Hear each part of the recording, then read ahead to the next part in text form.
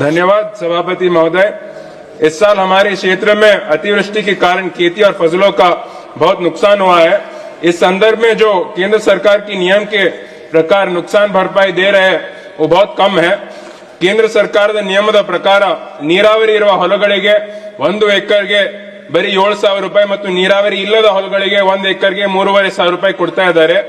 ಇಷ್ಟು ಕಡಿಮೆ ಪರಿಹಾರದಿಂದ ರೈತರಿಗೆ ಏನು ಮಾಡಕ್ಕಾಗಲ್ಲ। ಅದಕ್ಕೆ ನಾನು ಕೇಂದ್ರ ಸರ್ಕಾರಕ್ಕೆ ವಿನಂತಿ ಮಾಡ್ತೀನಿ ಈ ನಿಯಮಗಳನ್ನು ಮರುಪರಿಶೀಲನೆ ಮಾಡಿ ರೈತರಿಗೆ ಇನ್ನೂ ಜಾಸ್ತಿ ಪರಿಹಾರ ಕೊಡಬೇಕಂತ। ಅದರ ಜೊತೆ ನಮ್ಮ ರಾಜ್ಯ ಸರ್ಕಾರ ಒಂದು ಸ್ಪೆಷಲ್ ಪ್ಯಾಕೇಜ್ ಅನೌನ್ಸ್ ಮಾಡಿ ಹೆಚ್ಚುವರಿಯಾಗಿ ಪರಿಹಾರ ಕೊಡ್ತಾ ಇದ್ದಾರೆ। ಅದಕ್ಕೆ ನಾನು ಕೇಂದ್ರ ಸರ್ಕಾರಕ್ಕೂ ವಿನಂತಿ ಮಾಡ್ತೀನಿ ಕೇಂದ್ರ ಸರ್ಕಾರನು ಕೂಡ ಒಂದು ಸ್ಪೆಷಲ್ ಪ್ಯಾಕೇಜ್ ಅನೌನ್ಸ್ ಮಾಡಿ ರೈತರಿಗೆ ಹೆಚ್ಚುವರಿಯಾಗಿ ಪರಿಹಾರ ಕೊಡಬೇಕು।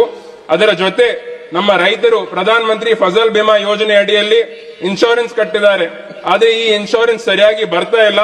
ಅದಕ್ಕೆ ಕೇಂದ್ರ ಸರ್ಕಾರ ಇದನ್ನು ಪರಿಶೀಲಿಸಿ ಸರಿಯಾದ ಇನ್ಶೂರೆನ್ಸ್ ನಮ್ಮ ರೈತರ ಖಾತೆಗೆ ಸರಿಯಾದ ಸಮಯಕ್ಕೆ ಕೊಡಬೇಕೆಂದು ನಾನು ವಿನಂತಿ ಮಾಡ್ತೀನಿ। ಧನ್ಯವಾದ।